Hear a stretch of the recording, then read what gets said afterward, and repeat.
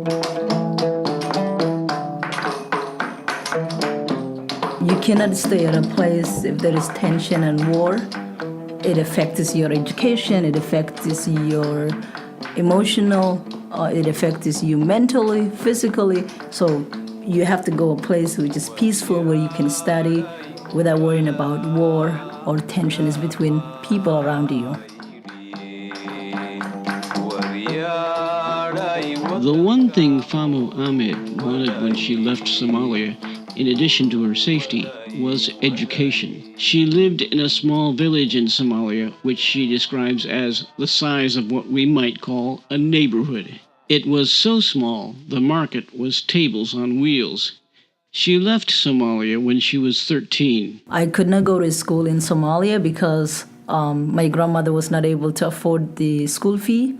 So we went to Kenya, and immigrant students were able to go to school in Kenya and to get education that they needed. So on a scorching hot day, Ahmed left Somalia for a new life in Kenya. It was a day that I will always remember because I was going to a place which was peaceful and safe, and I was leaving from a place which was traumatic and war-torn. In addition to an opportunity for education, Ahmed gained a new freedom in Kenya. There was a role for women in Somalia, but in Kenya, women had their rights to be whatever they wanted, to go to school, get education, get a job. But it was different. It was conflicting with the culture back home. She was also thankful for the fresh, clean water that was available in Kenya, even though it was expensive. It had been a different story in Somalia. There was no running water. We had to travel 2 hours to get water from other villages. And there was only one way to transport that water.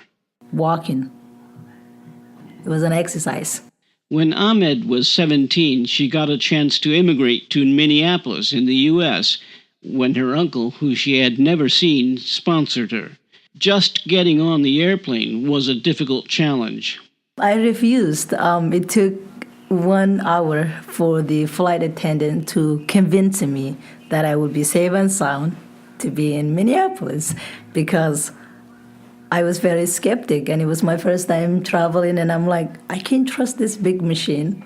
What if it blasts? What if it explodes? What if it falls into the water or anything? Again, it was the opportunity for education that helped her overcome her fears. Education is very important to me, and it is a possibility for me to get into so many doors of opportunity. I need education to get a job. I need education to get along with people around me. I need education to work. And Ahmed always had a plan. Yeah, I actually had a plan since I was 10 years old, like graduating from high school, going to college, getting a job, helping my community, and getting a 4-year degree and becoming a counselor. I want to work with people who are affected by trauma and addiction. Ahmed will graduate in 2017 from the University of Southern Maine, speaks several languages, and is active in state politics. In the United States, she says she tried to explore, meet people, and learn English. She sometimes had to educate others about her culture and her religion. She says her religion was the most difficult thing to explain. Because people had their own interpretation about Muslim and about Islam.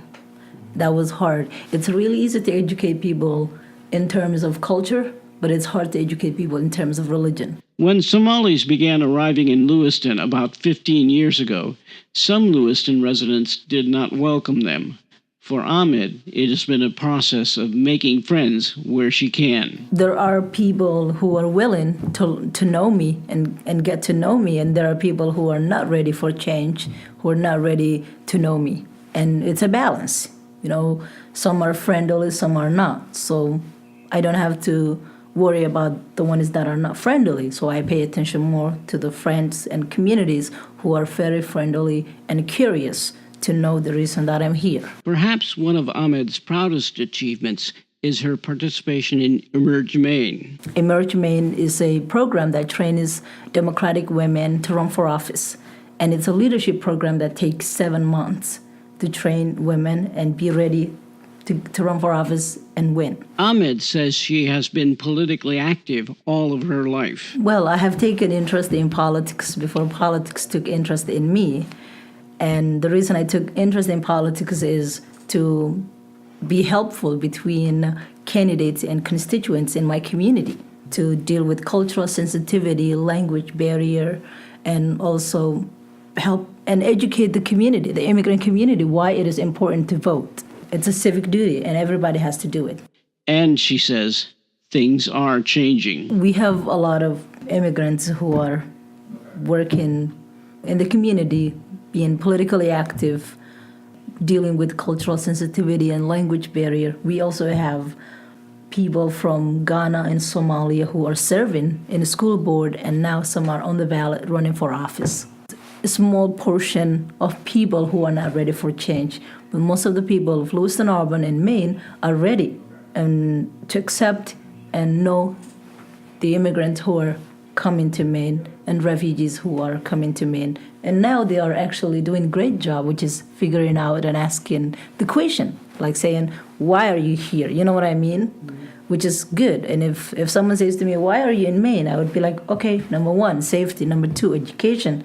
Number 3, job opportunity. Ahmed says it's more than acceptance that she is looking for. I have never looked for accept. I've always looked for respect, No one needs to accept me. People just have to respect me, the fact that I'm here, that I'm going to school, that I'm part of this community, part of this city, and part of this state. For Immigrant Voices, I'm Keith Ludden.